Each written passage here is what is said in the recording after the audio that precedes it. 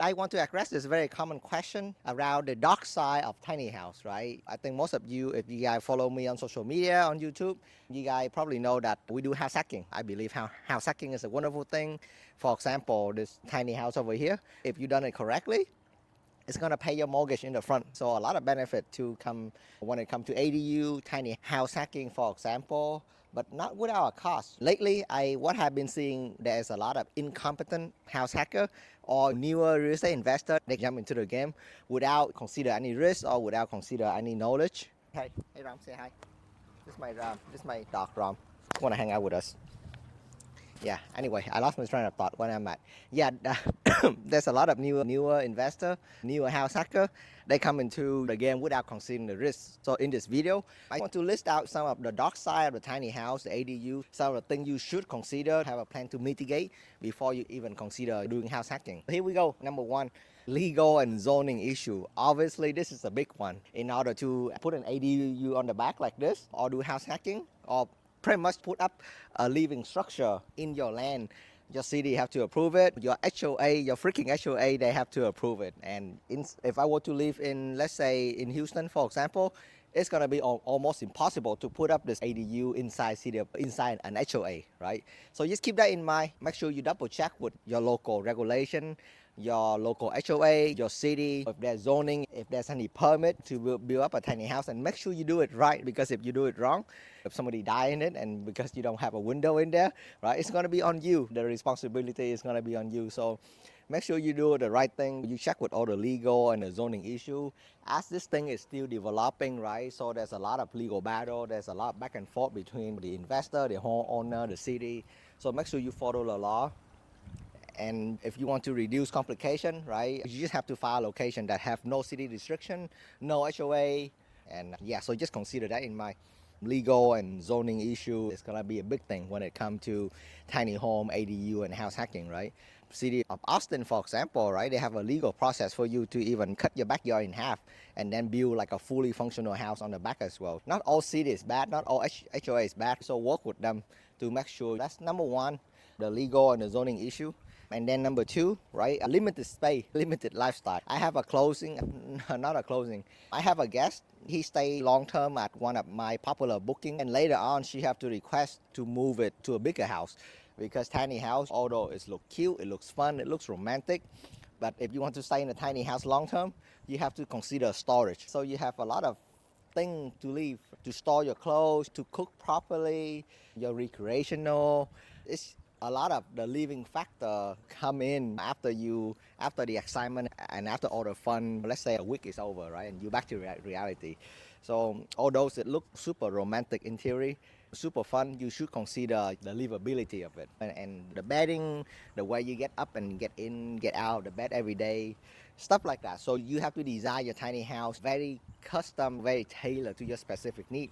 If you're gonna build a tiny home that you're gonna stay in for a long term, you're gonna make sure that you're gonna have a bunch of storage. Or if you're gonna just Airbnb it like I am doing right now, and then storage is gonna be the last thing I worry about, because guests that gonna come stay short term for 3 and 4 days, they generally does not need a lot of storage, area, and I'd rather have those space preserved to add more amenity into the house.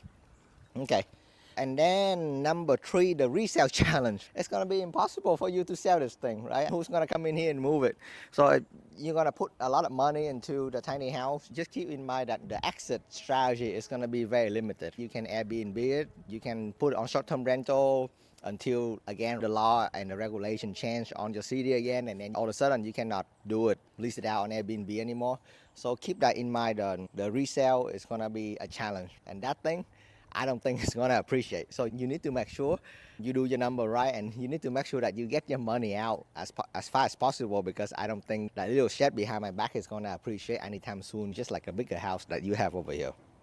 So number five, the maintain and the durability, the upkeep is absolutely crazy. With me owning 3-4 tiny home right now, I can tell you guys that the upkeep is just absolutely nuts.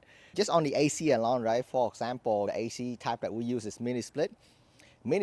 They're gonna require a ton of maintenance, and unfortunately in Texas there's not a lot of technician that is familiar with mini split style, so I end up spending a ton of money on mini split. And just because that the tiny home, they are so customized and they're so tailor built, right? A lot of things when you tailor build, when you customize something and not to the standard, number one, it's gonna be super difficult for you to find part. Number two, it's super difficult for you to find somebody to work on it, right? And then number three, things tend to break more often if you do anything non-standard.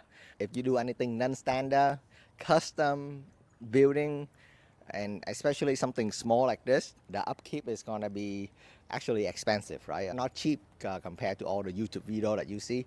There's a lot of things in there that require constant maintenance. The wood, the floor, things just keep things keep depreciating faster than a tiny house, and you have to upkeep. And then come to point number four, finance and insurance. Nobody's gonna be able to finance that thing for you. No bank, no credit union is gonna finance a tiny house for you. So if you're gonna do it, make sure you have a big enough cash reserve in the bank. Oh, my landscaper guy is here. Okay, I need to wrap it up real quick. Nobody's gonna be able to finance it. And same thing with engines, right? The engines is gonna attach to your main house as the additional dwelling structure. But are they gonna pay out? I have no idea. Knock on wood, I haven't filed a claim yet, so I don't know. But there's no like specific type of insurance for your tiny house. Back to the other point, you just have to get your money out really quick so that way you can protect your downside. And then parking, right? Parking is also an issue because it's attached to your main house. So you need to make sure that you have adequate parking for your guests or for your long-term stay. Because if you don't have parking spot, your neighbor's gonna hate you, your city is gonna hate you, everybody is gonna hate you because you park your car on the neighbor's side. I always look at that before I buy. Okay, really important.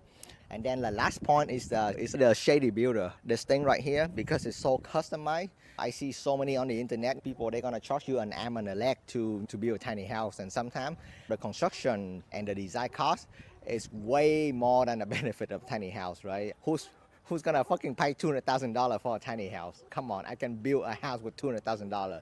So just keep that in mind, right? The cost is supposed to be affordable, and I know that we have to buy expensive material, really high quality material, because the space is so tiny. You have to put good stuff in there, quality stuff in there. But that doesn't mean that it's gonna cost you $200,000 to build a tiny house, because if it's gonna cost you that much, I'd rather stay in my big house instead of like a tiny space. So trust me on that. Be aware of all these shady contractors out there. A lot of the industry, everything is still evolving, but among from all of that negative, mitigate the risk, execute it correctly, and then do your thing, make money.